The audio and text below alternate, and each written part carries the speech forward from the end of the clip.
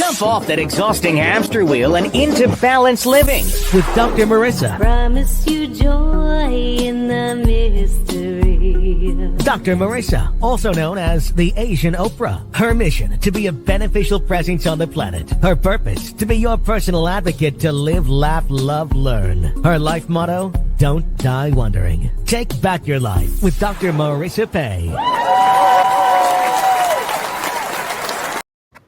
And welcome. You are tuned into Take My Advice. I'm not using it. Get balanced with Dr. Marissa, the morning show here on KCAA, AM 1050, FM 102.3, FM 106.5, and streaming everywhere. All your favorite platforms, iHeartRadio, Spotify, Stitcher, Amazon Music, and all the rest, because I need as much platform to splatter more hope and happiness on you. That's what this show is about, with guests and topics that help you feel 88% happy. Why not 100% happy? If you're 100% happy, you're dead. We don't want dead people walking. We want mostly happy most of the time. And today is no exception. I have with me in my studio live this morning, Florence Ann Romano. She's a childcare and village advocate. That's a new one. That's a new term. That's great. I like that. As well as an author and philanthropist who has always had a special place in her heart for children. She worked as a childcare provider for over 15 years and believes the key to a family's success lies in focusing on what she calls the trifecta: parent, child, and caretaker working in unison towards common family goals. Florence Ann is the co-host of the podcast Finger Painting the Future and YouTube series Windy City Nanny, shedding light on the variety of childcare challenges we see across the country. She's been featured on over 400 national and local media outlets across the country, including ABC, CBS, NBC, Fox, and affiliates, and the Jenny McCarthy Show, Sirius XM, and more. Her loyal followers on all kinds of social media are engaged in a village that helps. She served as president and founder of a nonprofit board dedicated to autism awareness, and now serves on the executive board of the Children's Research Fund at Lurie's Children's Hospital, as a founding member of Sesame Street Leadership Council. So please welcome to the studio, Florence Ann Romano. Okay, I have a friend. She doesn't have an answering machine. She has a questioning machine. Okay. When you call her, she says, "Who are you and what do you want?" So, is that who are you and what do you want? Well, I am Florence Ann Romano. I like to think of myself as a child care and village advocate. I was a nanny for over 15 years, have been in the industry for 20. And what I want is really to shine a light on child care in the new millennium, and also how important village is. You know, we hear the phrase, it takes a village to raise a child, but what does that really mean? And I want to go deeper with that and actually talk about what that village is, how to get there, how to build it, but also the fact that everybody needs a village, not just people with children. So that's who I am and what I'm about. Beautiful. And where are you hailing from? Chicago, Illinois. Yes. Great. It's pizza and popcorn. Yeah, there you go. Garrett's. Everyone loves Garrett's. Yes. Yes, exactly. So, and since it is my birthday that we're doing this, maybe I'll see something in the mail. Just kidding. Yeah, just kidding. Exactly. I know. I should get on that. Oh my gosh. So as I ask most of my guests, tell me, did you know you were going to be doing what you're doing and using that as a springboard to how you came into this whole arena of what you're doing as an expert? It's a good question, because I don't know if I ever intended to have this platform. I think it was a calling, I suppose, as I got older in life, as I retired from being a nanny and I started thinking about what did I learn and what am I seeing in society? And the truth is, over 64% of families in America today have a nanny. And when I saw that statistic, I was like, man, that's not a trend. That's really part of our culture now. And so I started thinking, we need to pay attention to who is helping us raise our children. And then years later, the pandemic hit, and we all figured out and realized and felt, I think for the first time, what it was to lose your village. And we saw that on a global level. And to me, that was very profound, because there's not many things in this world that, bond us, but that did. And everyone knew what it was like to lose the people they loved or counted on, whether, I'm not talking about necessarily losing them, to death, but losing them in terms of a part of their life in an everyday capacity or weekly or whatever it might be, and support. And so I don't think I knew I would do this, but I think that the circumstances that have transpired in the world have allowed me to. Great. So do you have kids? I do not have kids yet. No. Okay. But you look, so talk to me about that transition from before the I call it hashtag BC19, the time before COVID. Yeah. So before COVID, the average family, I'm surprised at the number, 64%. So I'm guessing that the majority of those who had nannies were, mom and dad or partners are working full time. Right. And so they had someone to help with the child care. Right. And that's the population you're talking about. And okay, go ahead. You were going to say something. No, I was just going to mention that I think what we saw happen during the pandemic was a lot of people left the workforce, especially women. And when you lose those women, are you able to get them back in the workforce now? And the truth is, we're not seeing that happen, and we can't afford to lose these women. But they had to leave because someone had to watch the children. But again, before COVID, we were seeing that people knew that they needed help. But this was a very sensitive subject for a lot of people. Because let's put that moose on the table right now. Yeah, let's do that. That's where I was kind of going, but I didn't know if we could go that way. Let's go there. Let's totally go there. This is it's my Canadian version of the elephant in the room. So we're going to talk about the moose on the table. All right. So there is a camp that says working moms is an escape, because you don't want to have to do all the diapers and the dirty stuff that is part of child rearing. And so you hand that off to someone and you pay them money to do it. I'm going like way extreme here, but that is one of the, the working moms versus the non-working moms. So the non-working moms are judgmental and judging working moms and saying, how dare you leave your children with a stranger, and you should be at home, you should be the ones raising. And then you have working moms saying, I am more than just a mom. I also get a sense of meaning from my work, and you have no right to judge me for that. And I can be a good mom with quality of time versus quantity of time. Absolutely. So back off. So there's your two camps. Have I missed anybody? No, I think those are absolutely the two camps. And what's hard is you want to think that we're all just going to support each other, that we're all just going to, whatever works for your family, what are the values of your family, that you're going to support that. But I see a lot of mudslinging, as I like to say it, between moms or just parents in general, because there's a lot of judgment there. But the truth is, when I was a nanny, I remember one of the last little girls I nannied for, the mom handed me her little newborn baby girl, and I could see the tears in her eyes, but also this sparkle, because she got to go out and care for her family, put food on the table, and she also got to fulfill something within herself. And I think oftentimes we hear parents, especially mothers, talk about how they lose themselves to being a parent. They forget who their identity is. They forget who they are, the things that make them happy.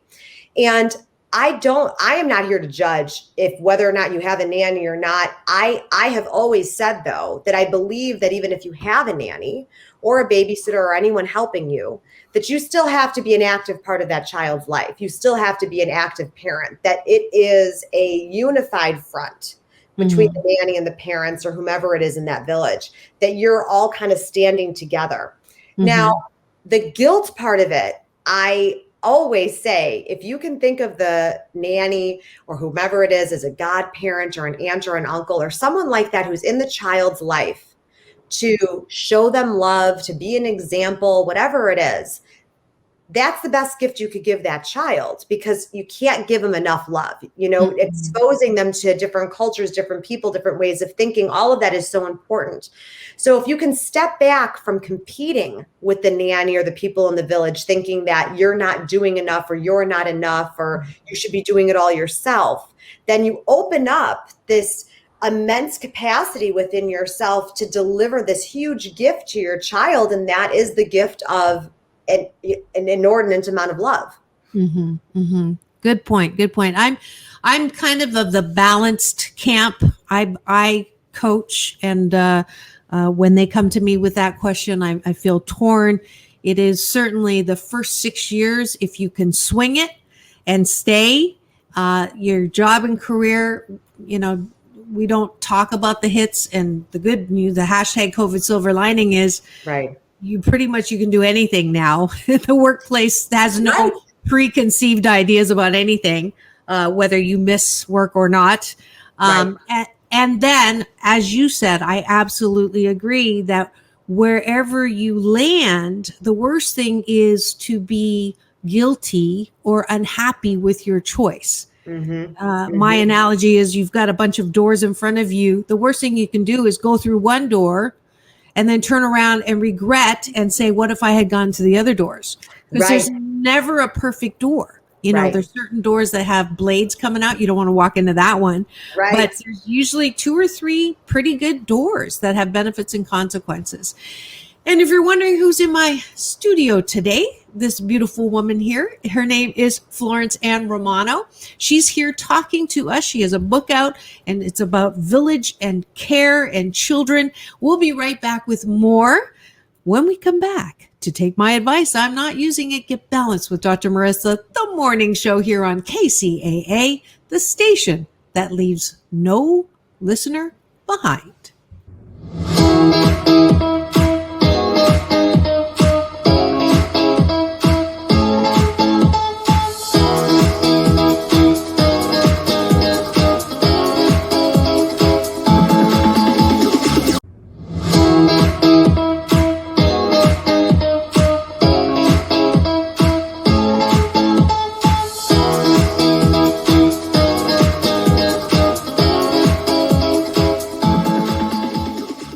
Take back your life with Dr. Marissa Pay. And we're back. You're tuned into Take My Advice. I'm Not Using It. Get Balanced with Dr. Marissa, the morning show here on KCAA, AM 1050, FM 102.3, FM 106.5, and everywhere streaming, because I want you to face your own reality show and see how you can be happy 88% of the time. And my guest today is Florence Ann Romano. Your book talks about, tell me who's your book for and why you wrote it, and maybe some key takeaways. I look at that phrase, it takes a village to raise a child. And I was like, well, let's shorten that. It takes a village. It takes a village to do a lot of things. For all of us, even those who don't have children, it takes a village. So I wanted to write a book that actually gave directions to the village and showed you how to build one. And also identified for you who you are in other people's villages. And if you're feeling isolated, like you don't belong to one, how can you change that for yourself? And who do you want to be in other people's villages? And so I started thinking, I think I'd like to create 6 villagers that you can identify with. And that's exactly what I did in the book. There are 6 villagers that I break down and define. And the goal is that you're going to identify with these 6 villagers in some way, shape, or form. And that's going to help you figure out how to build your village and who you are in other people's villages. And at the end of each chapter, there's also gut checks and action steps for you. The gut checks for how you feel after reading that chapter, and then what you can actually take from the chapter and then implement that day. Perfect. Give me an example of something you would gut check about yourself or your village. One of my friends called me the other day, and I guess by the other day, I mean this was a long time ago. I guess one day, I always say the other day. And she said to me, I need you to be the emergency contact for my kids at the daycare. And I said, okay, yeah, no problem. I'd love to do it. They're like, I need your license. I need this and that. And so I did. And she said to me, you were the only option in my mind because you always answer your phone. And I know the kids would be safe with you. And I started laughing. I said, well, I'm honored. Then I started thinking about that. I, in her mind, was the emergency contact. I wonder what other people do in terms of emergency contacts. Who do they choose and why do they choose them? And that started me thinking about the village in a bigger way, because emergency contacts are part of that village, or the people that, when someone passes away, organizes a meal train for, the family in need. That's a village. Or the friend that comes over when she knows her friend is just drowning in the ick of parenthood and says, here's a bottle of wine and we're just going to hang out. That's your village. So there's a lot of different examples I could give about who these people in the village are and how they support you. But the point is, it shouldn't be one person doing everything. And you shouldn't be the one person doing everything in someone else's village. And it's not about the quantity. It's about the quality of people that you're bringing into your village, that you're creating, because they're serving a purpose. They are in some way, shape, or form supporting you, fulfilling you, helping you, whatever it is. And so that's the goal of the book, is to be able to identify with whatever villager you might be, and also help you figure out, if you are feeling lost, how to gain some control in that way and find your village. Got it. Now, for people who, let's say, have no family, they live, Right. Away from their birth family. They don't. The only village they think they have is who they can hire. Right. Right. Is there ever? I mean, you hear those reality show horror stories, or the cameras, behind the scene, and the people. You really don't know people. Right. So how can you be sure, when you're hiring someone, that they are really going to be looking after your kids? The vetting process is very important. And I always say to families that you have to know thyself first. You have to know what your values are as a family before you can bring someone else into the fold to be an extension of that, because that's what they are, an extension of the values of your family. Maybe education is important to you. Maybe religion is, maybe politics. I don't know, whatever it might be, discipline. But you have to know what you're looking for in that person.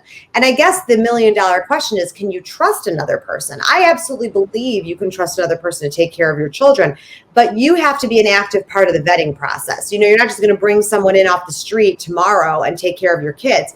You need to make sure that they're shadowing you, you're observing them in the house with your children, you're spending time onboarding them in that way, you're doing the background checks, all of that. I know parents get overwhelmed because they want this done tomorrow, and finding childcare can be very difficult.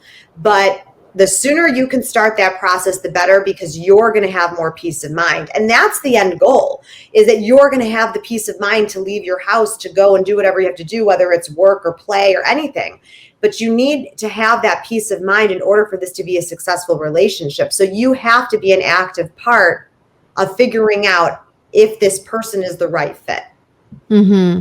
So what would be, I like the mirroring part, being there, any other practical things, because, my suspicious mind goes to even when you're dating, you think you know someone, right, and then, 3 months later, they're a different person, because now you're getting the balance side of the not so great. So how can you stack the deck towards not making choices that are probably not the best for your kids? I always say that children have the best instincts. Now, if your children are able to communicate or are of the age, I think you need to ask them how they feel about the person. They are uncensored in the worst of times, we always know. But in this case, I think you should take what your kids say to heart. they're going to get a good feeling about them. And I can't guarantee, no one can, that you're going to hire the right person, that there's not going to be any problems. It could be a personality issue a few months down the line. You're like, it just doesn't jive. But I wouldn't have known that unless I actually gave them a trial period in my home. The best way for you to ensure that you're setting yourself up for success is, again, going back to this idea of knowing who you are as a family and what you need that person to do as an extension of you. You will be much better off if you are able to approach it from that point, because if you don't know what you need or what you want, or how you want this person to be involved in your children's life, what sort of role model you want them to be, what sort of access they'll have, what sort of influence they'll have, then you're really going to have a hard time, because there are no clear boundaries and there are no clear expectations. So transparency is key there. Right. And you also say in your notes, the communication is key, and we're going to come back and talk about that. Today I have Florence Ann Romano in my studio. We're talking about village, childcare, parent care, self-care. Come right back to Take My Advice. I'm Not Using It. Get balanced with Dr. Marissa, the morning show. We'll be right back. Don't go away.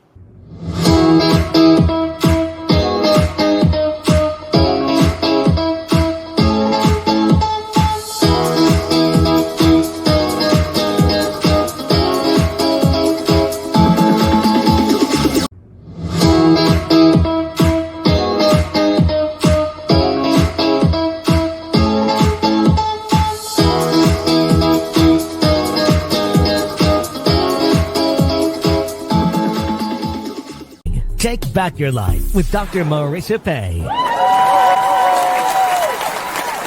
And welcome back. You're tuned to Take My Advice. I'm Not Using It. Get balanced with Dr. Marissa, the morning show here on KCAA, AM 1050, FM 102.3, FM 106.05, and streaming everywhere. And this is a show about hope and happiness and helpful tips always. And today's advice that I don't always use, but that I'm sure you're all going to use when it comes to kids and village and care and self-care. Please welcome back to my studio, Florence Ann Romano, who's here from Chicago, Illinois. Not too windy today, and she's talking about her new book that is called... We're working on it. We're working on the title right now. So I wish I could tell you, but we'll see. We'll see in the next few months. Beautiful. So this is in process. Yes. Okay. In process. All right. So we're building up the anticipation. Yes. So I'm going to go back to something you said about having your kids, they know, kind of to have that sense of if a person is good or not so good. Now, again, I'm going to go off on my moose on the table. And one of the things that I've seen, not all, but there seems to be a plethora of parents who grew up on one end of the limits spectrum where, be seen and not heard. I'll give you something to cry about. You can't do this and you can't do that. And spanking's not a bad thing because it sets some limits and gives the kid a guideline. That's how they grew up. The baby boomer side, they got boomed. Right. And then the other extreme, right, where we saw, I'm not going to ever do that to my child. And therefore anything goes. I'm going to let you do anything you want. You follow your inner child and you do whatever, and you can do whatever, and you can say whatever, which is the other extreme. And then a nanny comes in who has maybe a balanced view of setting limits and saying, no, actually, you do have to go to bed right now. You cannot stay and play your games until 1 a.m, and you cannot eat whatever you want, and you cannot talk like that to your sibling or me. That's disrespectful. And so the kid goes to the mom. I don't like her. Now, I wouldn't trust that kid's gut, to be honest, because they are coming from a very different place. What do you do about that? Well, I think there's a difference between the first impression of someone that you're getting and actually implementing some sort of boundaries or discipline. So in that case, yes, I would not be saying we're going to fire the nanny because the nanny is making them do things they don't want to do or having, certain expectations. Or usually the rules that are implemented, I have to say, Dr. Marissa, are from the parents. The parents are the ones making the rules, and the nanny is supposed to be employing that. So I feel like we have to remember that they are an extension of what the family needs. And if you want that nanny to really truly be an extension of you, then those kids are going to have to look at that nanny with some authority. But I have been in this scenario as a nanny where, I didn't want to be mean, or I didn't want to, be, telling them no all the time. And so of course I was a little bit more lenient probably than the parents were, but I also understood my role was to fulfill what the parents needed. So yeah, I did have to put my foot down sometimes. Yeah, those kids weren't happy with me all the time. And I'm sure they wanted me to go home early, never come back, or whatever it was, because they were mad at me that day. But I think what I'd like to go back to is the idea of the gut of your child. That first instinct after they meet that person, if they're in the home for a trial period for an afternoon, asking them what they thought of the nanny. I always go back to Mary Poppins, where you watch, the kids write like what they want in a nanny. The father rips it up, and then Mary Poppins comes and she's holding the piece of paper that, they wrote all the things they wanted. And Mary Poppins is the quintessential nanny. Everyone's like, oh, Mary Poppins, Mary Poppins. I'm like, Mary Poppins was kind of mean. I don't know. I mean, I wasn't like that. But the point is that the nanny is supposed to be there to help the entire family. It's supposed to make the entire family work. And it doesn't mean that everything is fun and hearts and flowers all the time. So you have to be able to differentiate a child's bad day versus dangerous behavior. Mm-hmm, mm-hmm. I actually had the other nanny, Fran Drescher, on my show a couple of times. Yes, I love her. Oh my gosh. It's funny. Yeah, she's doing great things educating people about how to prevent cancer. I didn't know if I was just getting a little plug for her on Cancer Schmancer. So, okay, here's another moose on the table. This happens especially here in California. I don't know about Chicago. So we have nannies who are hired. Largely, they're more affordable than a nanny agency, so to speak. Right. They have the bonus of children learning a second language, which in California is Spanish for the majority of the population I'm talking about. And there's almost this double standard that I hear about, and I don't know if it's the media trying to create waves in the differences and discrimination and prejudice. But there's this, I remember seeing something where someone hired a nanny who was Latina, and then put the rule down that she was not allowed to teach the children any Spanish at all. Okay. Which was kind of shocking. Yeah. But the dilemma or the controversy around the upside, downside, the expectations, I kind of just threw that out. You're the expert in this. What is your kind of response? Well, I believe diversity is a big part of the conversation, not just now, but probably always should have been. I know that I wish I spoke another language. Oh my gosh, if I could have been that nanny teaching kids another language, I would have loved it. And I wasn't a nanny for everyone because I didn't come to the table able to speak another language. So I wasn't the right person for each family. But I would say that you're going to find this no matter where you go, whatever state it is, whatever country, there's going to be prejudice. There's going to be opinions. And that's why it's so important in the interview process from the nanny side and the parent side that you're aligned. Everyone, I talk a lot about it, and people talk a lot about the parents needing to know who they are. but the nanny needs to know who they are too. The nanny needs to know who they want to work for, who they don't want to work for, what type of environment they want to be in, what they don't. So really it needs to be a mutually agreed upon contract if you're going to be working together, because you have to be aligned.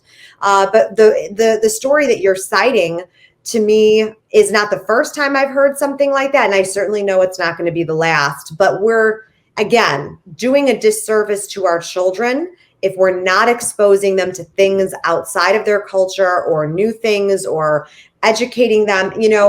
I'm not sitting here telling a family what your values should be. I'm not going to tell you, that you need to hire a nanny that's going to have the same religion or politics as you.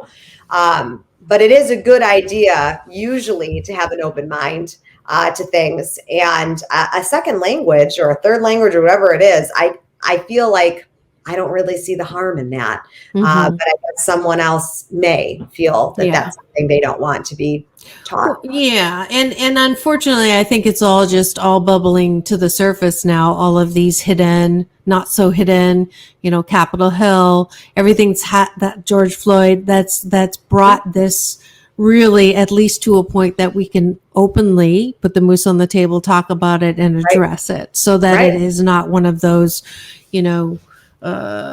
festering infections that are not healing. All right, so see if I've got this right.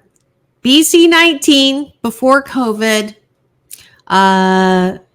the working mom versus stay-at-home mom, being good with wherever you are.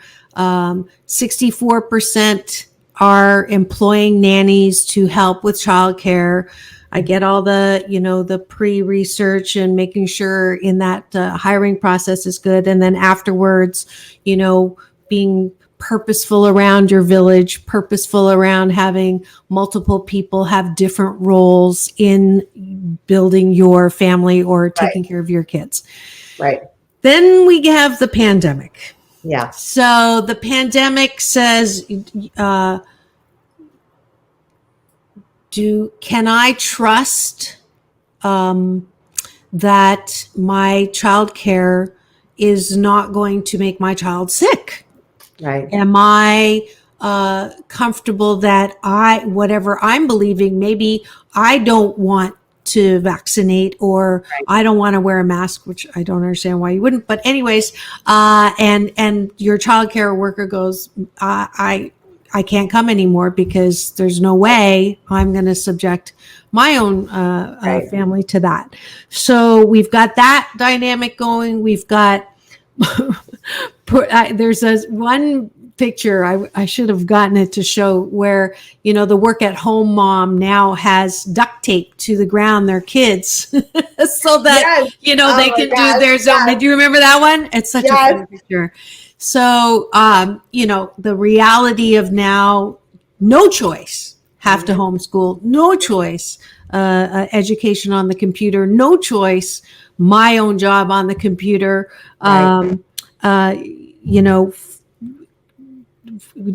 quarantining, stay at home, so you can't even have the child care worker come. Right. And then best case scenario, I shouldn't have said that. That sounded judgmental. But one fallout of that is I have seen parents who've said, you know what? I really, after the initial stress of having to adjust, I love, and my kids totally responded fabulously to having mom and dad more available, and after that initial adjustment, I actually have fun with my kids, and they're much more responsible about being part of the family, and everybody has reached kind of a new set point. And I don't know if I want to go back to what I was doing. I don't know if I want to give my kids to someone to raise and all of that. So that's one of the scenarios that I have heard about, watched, and seen. Speak to that. I I always say that we have to learn something from everything we go through, right? And the pandemic was awful. It still continues to be very precarious. And we're all nervous all the time about what's going to happen. And we all know what it feels like to have been locked down the way we were. You in California, my gosh, it was forever for you guys. But what I think we learned and what I see a lot of parents say today is now the separation anxiety is coming because kids are going back to school, parents are going back to the actual workplace. And now they're like, well, wait a second. I got real used to this. I got used to seeing my kids wake up in the morning and putting them to sleep at night and having family dinners and, being involved in my child's education. These are the positive things that came from the pandemic, that you did get more time with your family. You did get more time with your kids. You did see, and even though no one wants to talk about it because it's like still such an open wound, having to homeschool your kids, they did get a very, very interesting view into their child's life. And so I think we're seeing anxiety from both the parent side and the children's side. Mommy, I don't want to go. I don't want to leave you. And the parent, gosh, I don't really want to leave my kids. I don't want to go back to what it used to be like where I didn't get to see them wake up or, see them when I came home. So I think that one thing that's going to change, I think, going forward in the workforce, in the workplace is going to be balance because now we know, unfortunately, too much. We know how to work from home. We know how to make it work. So I think employers are going to have a harder time now making the case for why they can't allow parents to have more flexibility. And we also saw what happened when you take your kids out of school and when you take them out of daycare. There was no way around it at the time, but parents depended on that childcare and they will always depend on childcare. So whether it's a nanny in your home or they're going to school or they're going to daycare, we're going to have to do something about childcare in this country because what we have doesn't work. And it's not working for our parents. And maybe it's the pandemic that's going to actually change that for us going forward because everyone knows what it feels like. Yeah. And maybe it's because this is your field, but I don't see it necessarily as a bad thing. So I don't see it as a, we're going to have to I think we have figured it out. I think that there is absolutely benefit for the family system to not be giving out, abdicating your time to someone else. So in that sense, I think it's a great thing. I get that, yes, there's definitely going to be a shift in how we see childcare, and maybe you are a little more appreciative, certainly at the beginning. You're definitely appreciative of teachers, aren't you? Yeah. Yes, absolutely.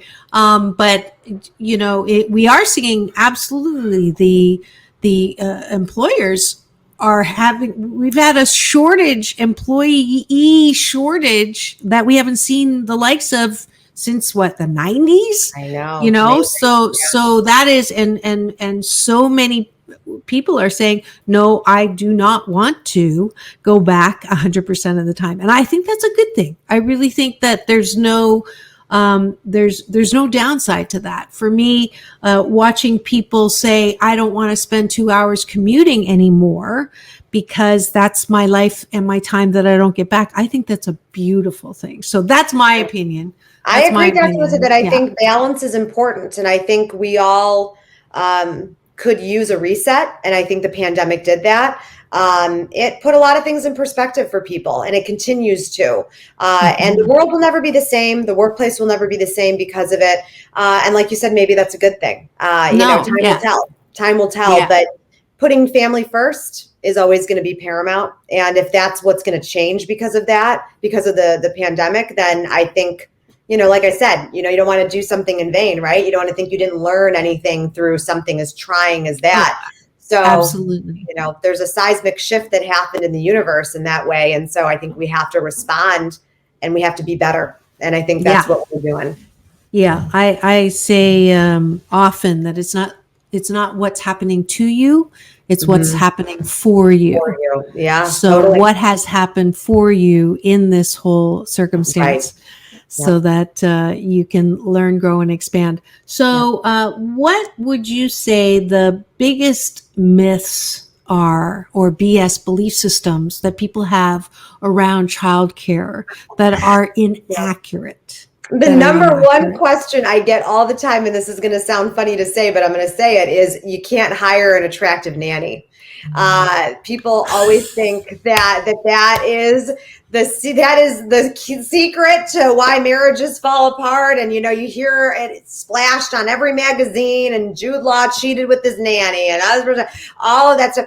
And you know what? In small town Iowa, you're not getting this problem. Okay. We're dealing with the celebrity factor here.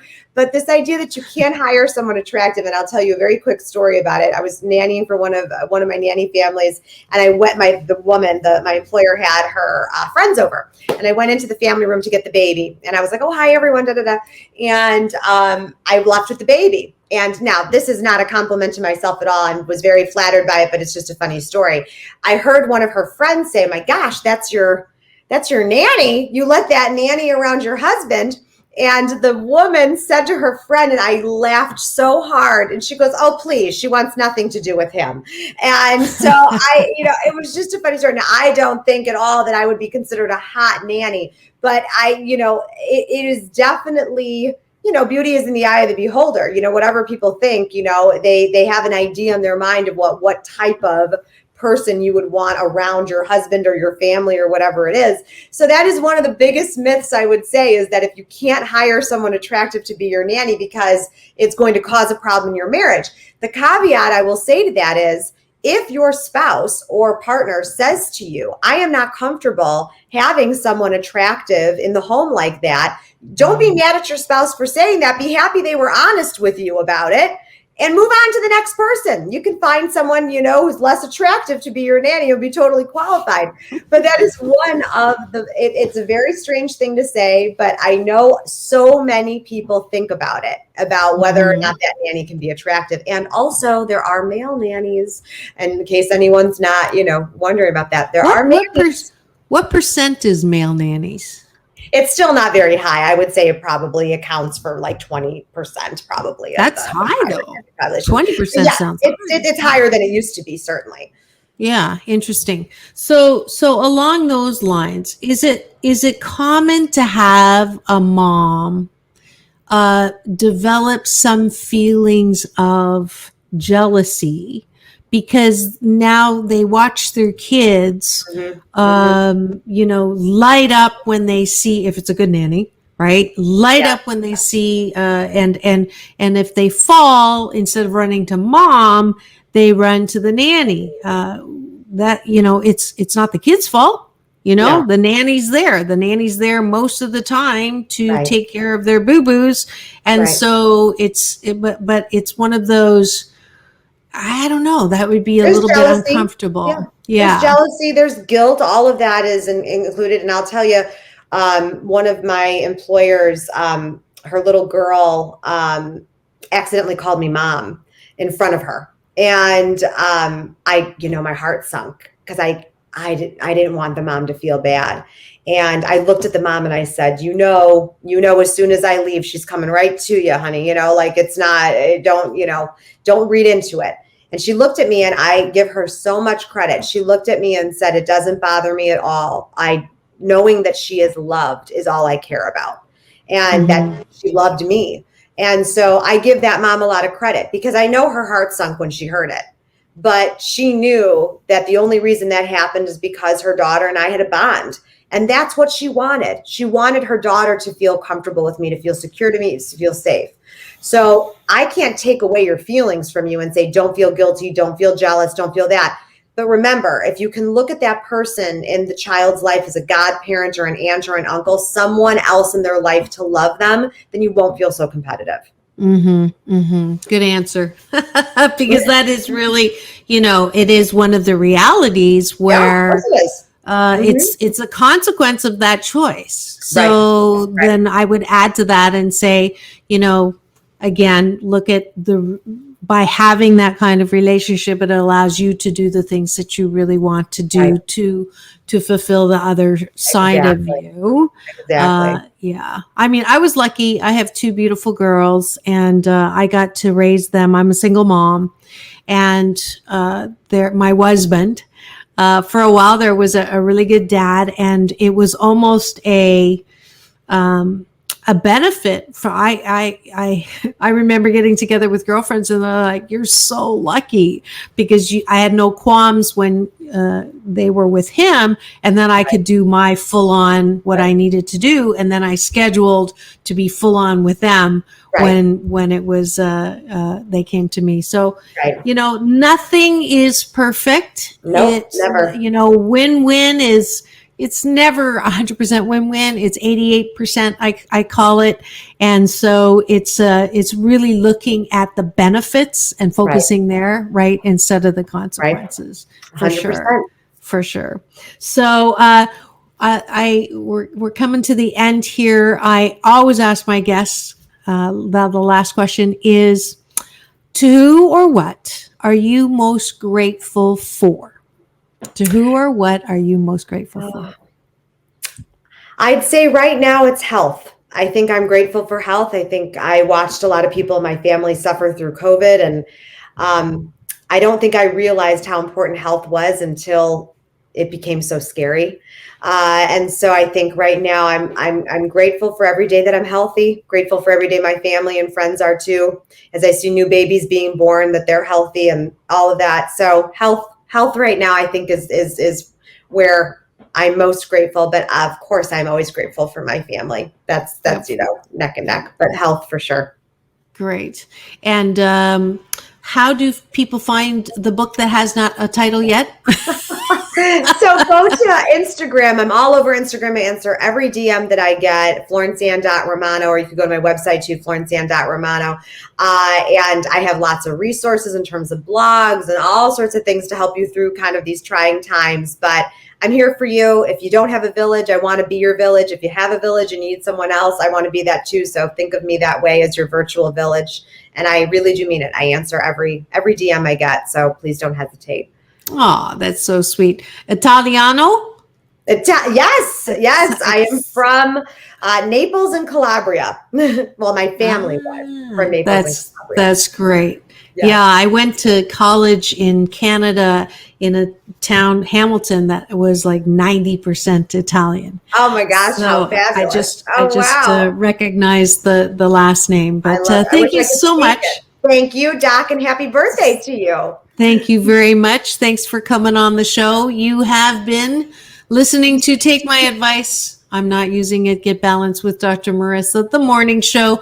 Hope you enjoyed. Be sure to go and check out Florence Ann Romano as she helps us with coping and a little more care in the village. That's it for today's show. Hope you come back. Remember, it's all about balance. Peace in, peace out, world peace through inner peace. This is Dr. Marissa reporting live, reminding you always to have the best day ever. Well, she has been dubbed the Asian Oprah, and she just wants all of us to be happy.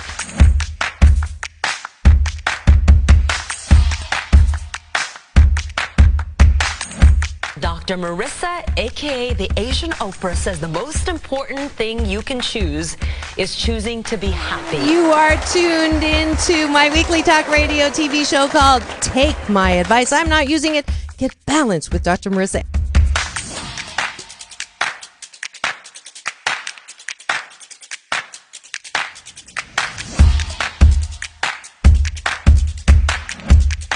That's the idea for Dr. Marissa Pay's new book called 8 Ways to Be Happy. Many of us say, I am my own worst critic. Nobody's harder on me than I am. And my response to that is, stop it! Why are you doing that to yourself? You have to be your biggest fan, because if you can't at the end of the day say, I did a good job, who is? We don't have to constantly be angry at the things that are wrong. Why don't we choose to be happy about things that are right? We have the choice. That's our muscle.